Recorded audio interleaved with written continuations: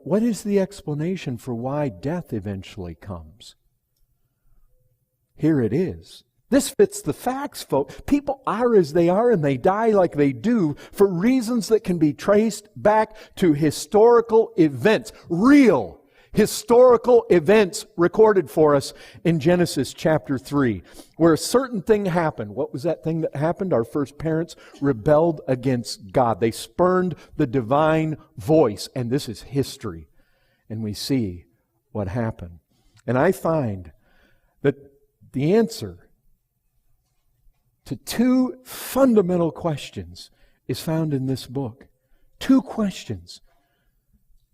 Two questions that we all ought to be asking. The first question is, why are things the way they are? And then the second question is, what's the remedy? How do we fix it? Brethren, for 15 years, I struggled to be an engineer. I recognize this. You didn't have a problem with a machine and run out and just start fixing it. You first determined what's wrong with it. Why is it like it is? And then, only then, you diagnose the problem first, then you fix it. Diagnosis, then remedy. But have you ever noticed the world doesn't want to consider the first question? What's wrong? Why is it all broken?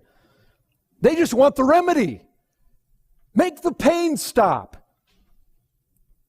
Take the fear away. Just give me something to make me forget my problems. That's what the world wants. Sedate me. Amuse me. Intoxicate me. Make the symptoms go away. I don't want to die. The world doesn't want to die. They don't want to face death. They want to forget death. They want to just put it out of their minds. It's coming up behind them. And you know what they do? They just don't look behind them. They just want to ignore it. I don't want to think about it. I don't want to go there. Make me forget I'm going to die. Try to convince me there's no death. Or try to convince me that if you freeze my brain, somehow I'm going to come back later. When scientists have it all figured out and I can live forever. But you and I know that any good doctor is not going to simply address the symptoms. He wants to know what is the disease at the root of the matter. That's always the case. He wants to heal the patient at the deepest level. Listen, is it uncomfortable to go to the doctor and find out you've got cancer? Yes, people don't want to hear that. But would it be wise to stay away from the doctor because you don't want to hear that, because you're afraid to hear that, because you don't like the diagnosis? The Bible makes us uncomfortable because it does what a good doctor is going to do. It's going to be truthful with us, and it's going to tell us what the problem is. And it says that we cannot have the treatment until we've submitted ourselves to the diagnosis. And that's what Jesus says. He comes along and He says, those who are well have no need of a physician, but those who are sick, no remedy until we recognize the sickness. But the world hates the diagnosis of Genesis 3. Man hates the first part of the gospel, and this is the first part. Why do you think the law came in? You see, that is the first part of the gospel, is it not? I mean, who was it? Wesley said if he had an hour to preach to a man, he'd spend how much? 45 minutes on the law, 15 on the gospel. You see, the first part and the second part. Why 15? You know what the difficult thing is? The difficult thing isn't to say, here's paradise over here, do you want it? Everybody says, line up. No, the difficulty is when you say, well, listen, God isn't going to give you the remedy until you deal with the sickness. What's the sickness? You preach the law to them because what you're showing them is they're lawless. They're rebels against God. Men are wicked, and they don't like that. He wants the cure immediately.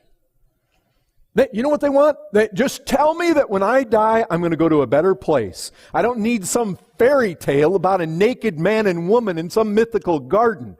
That's not what I need. I need something real. Give me something. I mean, seriously? way back there in that chapter, you're going to tell me applies? Come on, I live in the real world. I need something practical. I need something real. I need something that applies to me, something that meets me and my problems right where I am. And you know as well as I do that as much as they talk like that in all the places they look for a remedy, they never find it. And I've looked at people on their deathbed, people that scoffed. I have a picture in my mind so indelibly written there of my aunt dying in her last days. She was pleading.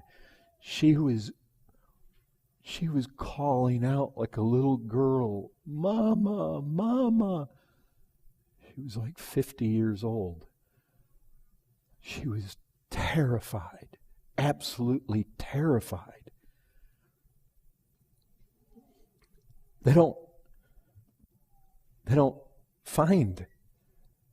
They just go on looking and looking and never finding. Scripture says, always learning and never able to arrive at the knowledge of the truth. This excerpt was taken from the full sermon, Dying You Shall Die.